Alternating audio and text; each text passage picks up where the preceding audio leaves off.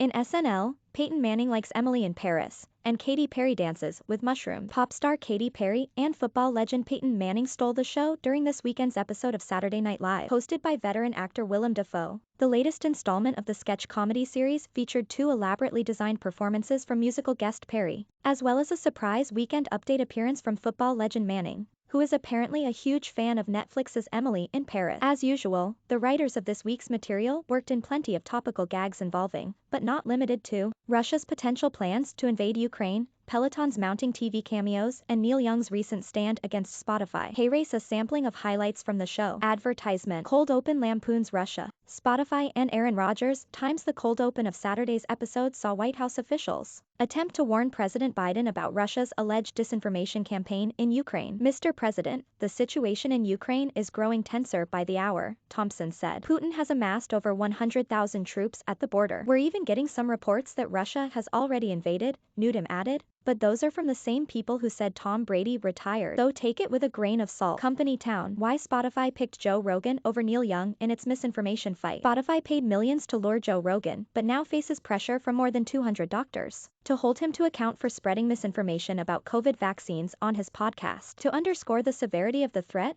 they put together a slideshow of pro-Russia propaganda, such as TikTok videos glamorizing the possible invasion of Ukraine, a commercial featuring NFL player Rodgers praising Russia as a good neighbor, and a fake headline that reads, Neil Young to remove music from Spotify unless Ukraine surrendered. Dafoe defends his expressive FaceTimes in his opening monologue, Spider-Man No Way Home star Dafoe defended himself against critics who consider his acting style over the top. One man's over the top is another man's engaged performance, Dafoe contended. I can't help that I have an expressive face. I can't control it. I don't think about controlling it. I'm not one of those subtle actors like Nicolas Cage or Al Pacino. Movies. Spider-Man No Way Home tried to hide its lineup of villains. One leak appended a Marvel-ous strategy. The cast and creatives of Sony's Spider-Man No Way Home discuss spoilers, returning villains, and the Marvel multiverse at the film's premiere. Throughout his illustrious career, Dafoe has often been cast in unhinged, villainous roles, such as Max Schreck in Shadow of a Vampire, Bobby Peru in Wild at Heart, and of course, Green Goblin in the Spider-Man franchise. Maybe that's why people come up to me and say, you know what role you'd be perfect for? The Joker, Dafoe quipped during his set. Always nice to hear that you get the vibe of a sociopath. Katy Perry goes full. Katy Perry times pop musician Perry has earned a reputation for peppering her performances with bizarre set designs and wacky costumes. Her latest SNL appearance was no different. Just try to focus on the empowering lyrics of Perry's When I'm Gone while watching the singer navigate a forest of dancing phallic toadstools. Yes, you read that correctly. Manning fangirls over Emily in Paris. Times Saturday's Weekend Update segment tapped NFL Hall of Famer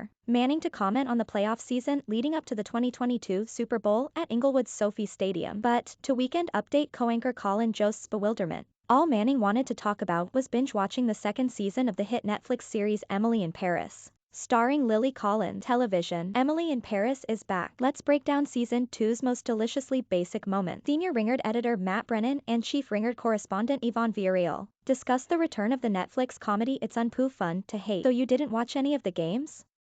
A confused Jost asked Manning. Well, I planned to, but I had an hour to kill before the first game, and just for fun, I put on the first episode of Emily in Paris Season 2, and I watched the entire season straight through, Manning said with deadpan delivery. My God, Colin, this show has everything. Adventure, sensuality, culture, a fresh take on feminism, finally. Not to mention a culinary tapestry so rich, I can only describe it as food porn. Jost makes fun of Peloton's PR crisis. Times Emily in Paris wasn't the only TV show to get a shout-out during the Weekend Update broadcast. While summarizing the week in headlines, Jost took a dig at Peloton, the exercise equipment company that has recently weathered not just one, but 2 unflattering portrayals on the small screen, in HBO's Sex and the City reboot and Just Like That, and Showtime's Billions. Peloton is concerned after the TV show Billions became the second series in recent weeks to show a character having a heart attack while using their exercise bike, Jost said, and they're extremely worried about how they factor into Season 2 of Squid Game.